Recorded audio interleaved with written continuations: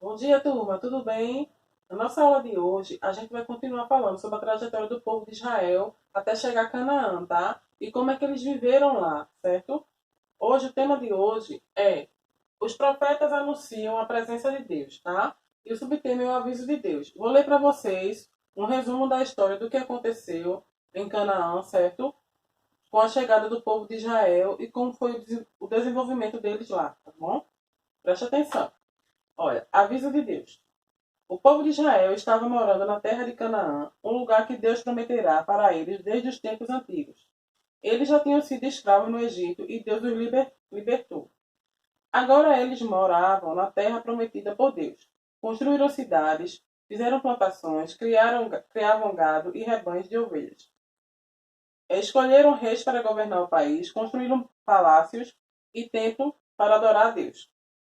Um dos primeiros reis de Israel foi Davi. Ele amava muito a Deus. Escreveu músicas para ele, que foram chamadas de salmos. Ensinou o povo a buscá-lo em sua vida. Um dia, Deus prometeu a Davi que sempre haveria reis entre seus descendentes. E haveria um rei que traria paz para todos os povos da terra, e seu reinado duraria para sempre. Tudo estaria muito bem se o povo e seus líderes continuassem fiéis, seguindo as leis e orientações que Deus lhes dará por Moisés. Mas não foi o que aconteceu. O povo se esqueceu dos mandamentos de Deus. E aqueles mandamentos que Deus falou para Moisés, que ele escreveu lá na tábua, certo? E o povo foi esquecendo aqueles 10 mandamentos. Cada rei que chegava, cada ano que passava, mais o povo se distanciava de Deus. Muitos problemas surgiram para a nação. Havia injustiça, pobreza. A nação de Israel se dividiu em dois reinos. O reino do norte, que se chamou Israel, e o reino do sul, que se chamou Judá. Então, o reino foi dividido em dois, certo? Israel e Judá. Foi então que Deus começou a chamar mensageiros para lembrar o povo a direção certa. Eram os profetas, homens que amavam a Deus, moravam em diferentes lugares espalhados pela nação de Israel, nos campos, nas cidades, nos palácios.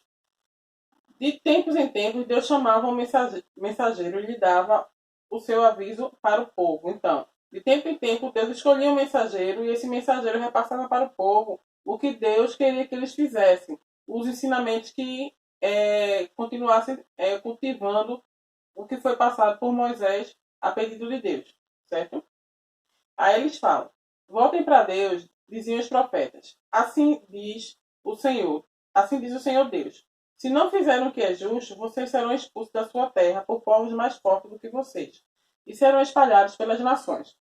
Lembrem-se da aliança que Deus fez com vocês no passado. Arrependam-se de seus erros e voltem para o caminho certo, que é o caminho que Deus queria para eles, certo? Naquele tempo houve um reino em Judá, Osias, que amava a Deus e governou bem seu povo.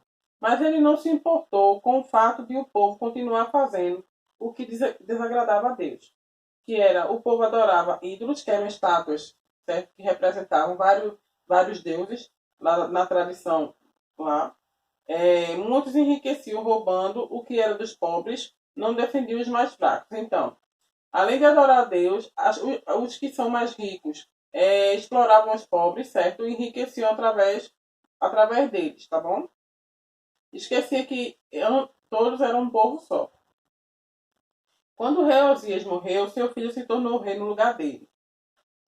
Foi nesse tempo que Deus chamou Isaías para ser profeta e levar sua mensagem ao povo. Isaías viu o Senhor Deus como um sonho.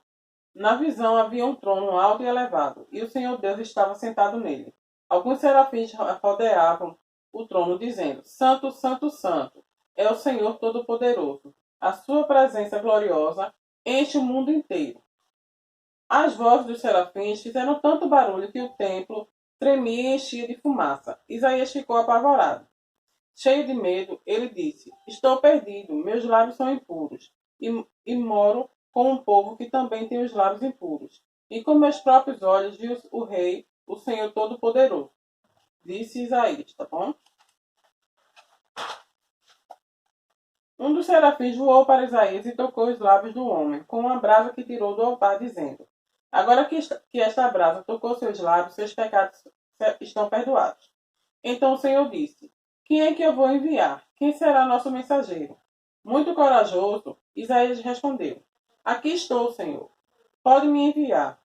O Senhor Deus contou para Isaías seus planos. O povo precisava parar de fazer o mal e voltar a Deus. Se o povo não se arrependesse, seria levado para longe de seus pais e as cidades, seu país, e as cidades ficariam vazias. Mas Deus continuaria sendo fiel. Deus daria um novo começo para o povo de Israel. E mesmo o povo fazendo as coisas erradas, Deus nunca esquecia deles. Por isso sempre mandava um mensageiro para relembrar o amor que Deus tinha por eles e esperava deles a mudança. Por muitos anos, Isaías anunciou a mensagem de Deus ao povo. Uma jovem conceberá e dará à luz um filho que será chamado Emanuel, porque Deus estará no meio do povo. Ele será chamado de maravilhoso, conselheiro, Deus poderoso, Pai eterno, príncipe da paz. Ele será rei como o rei Davi, e haverá paz em todo o reino. As bases do seu governo serão a justiça e o direito, desde o começo para sempre. No seu grande amor, o Senhor Todo-Poderoso fará com que tudo isso aconteça. Certo? Emanuel, para quem não sabe, era como Jesus era conhecido, tá bom? Vejam só. Então, os profetas vieram para anunciar a palavra de Deus, tá? Para fortalecer a fé do povo que estava se perdendo. Então, a partir dos profetas, Deus mandava sempre esses mensageiros para enriquecer a fé do povo, para que o povo sempre voltasse para os mandamentos que ele ensinou na época de Moisés, tá bom? Lá na plataforma eu vou deixar uma atividade para vocês e a gente vai continuar debatendo sobre esse tema e o que vocês entenderam da história e qual a importância desses mensageiros para a fé do povo de Israel, tá? Beijos e até a próxima aula.